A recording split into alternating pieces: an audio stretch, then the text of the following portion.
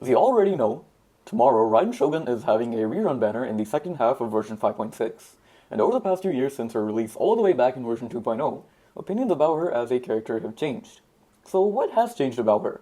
People still have very polarizing opinions, but when she was first released, apart from now working with Beto of course, she was pretty loved. Her burst damage was good enough to clear the abyss, she regenerated energy for all her teammates, and had a simple playstyle.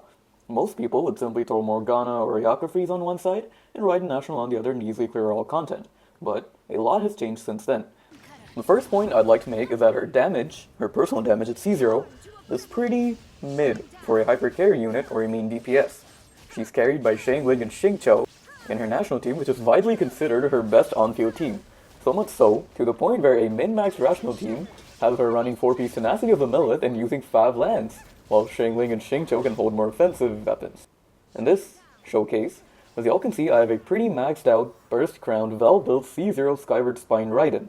And in her best hyper-carry team with premium supports like Kazuha, Benes, C6 Kujo, her personal damage is decent, but compared to newer on-field DPSs like Navileta, Mavuika, or even Varessa, it isn't that great. Therefore, in my opinion, it is incorrect to refer to her as a Hypercarry Main DPS unit. She can be used as one, but as you just saw, she won't impress you even if you have like C6 Gaming.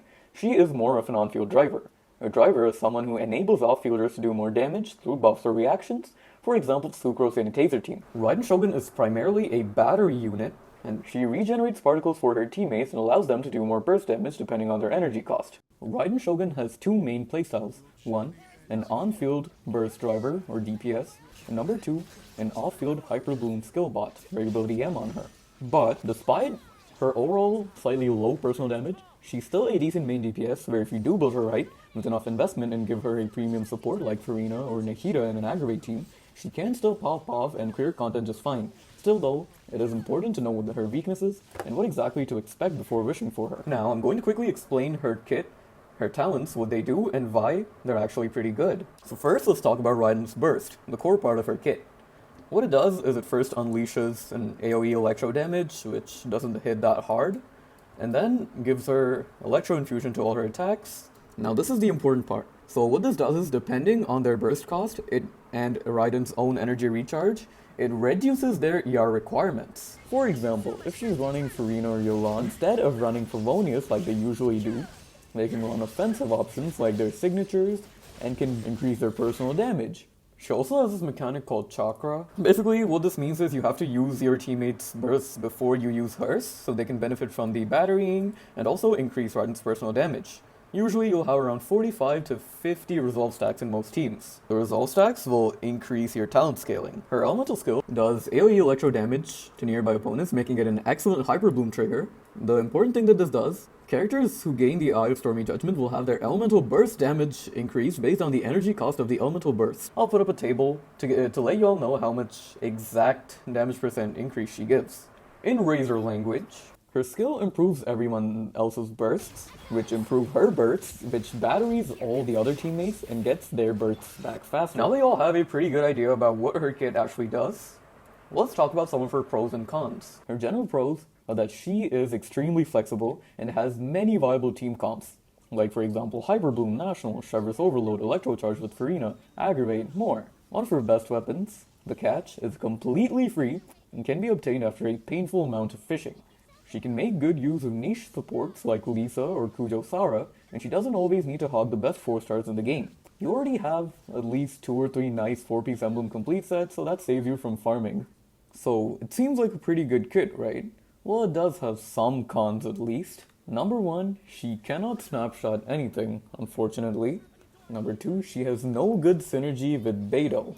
Her off-field damage through her skill without Hyper Bloom is really low, and she needs to be on-field for battering or to do decent damage. Since Raiden, so many newer on-field DPSs have been released who seem more attractive than her. These days, her usage rates are pretty damn low in the abyss. And despite all the good things I've said about her, I would love to make it clear that Raiden Shogun is definitely not a meta-defining character that you should pull for. There are many better broken DPSs like Navilet, Mawika, Alekino, or Varessa, just to name a few. And you'd rather spend those Primo Gems on a premium support for the DPSs you already have, for example Kazuha, Nahida, Zholonin, Farina, Satlali, Zhenyun, than to spend them on an underwhelming DPS.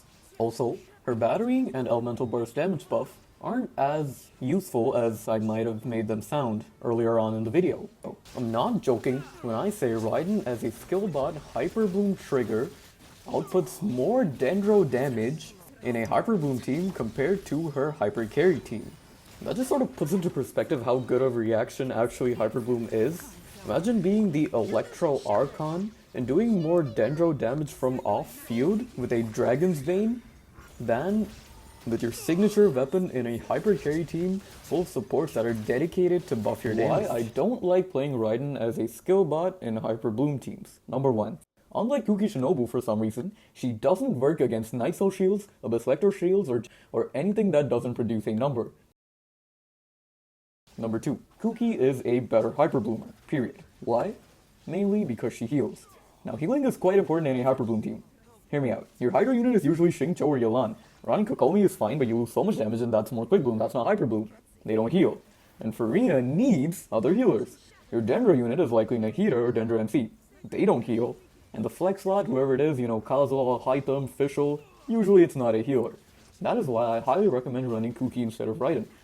Raiden's burst damage buff is decent for Yelan or Xingqiu, but in that team you have no healer unless your fourth slot is like fucking Yao Yao. Point number 3.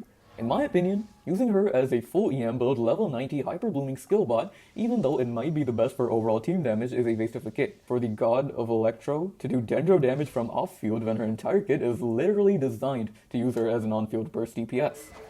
Now, I would like to give y'all my honest thoughts about this character. Should you pull for her or not? As always, if you like her, lore-wise or for her personality or for her booba sword, you should. But you should also know what to expect. She is not Mavuika. She isn't this game-breaking on-field DPS that at C0 can hit 2 million damage with her burst. It's closer to 100k, okay? Neither can she destroy enemies with her cock laser unlike Neuvillette. But she's an amazing on-field driver in battery. You have good off-fielders like Farina, Jean, Yelan, Xingqiu, Bennett, Zhangling, or even on-fielders like Eula? Go for her. She's fun to play, doesn't require shielder, and hits decently hard, enough to clear her content. You already have a good 4-piece set for her and her second best weapon. But if you already have 10 different main DPSs, then I suggest that you should skip her. You will probably not be impressed.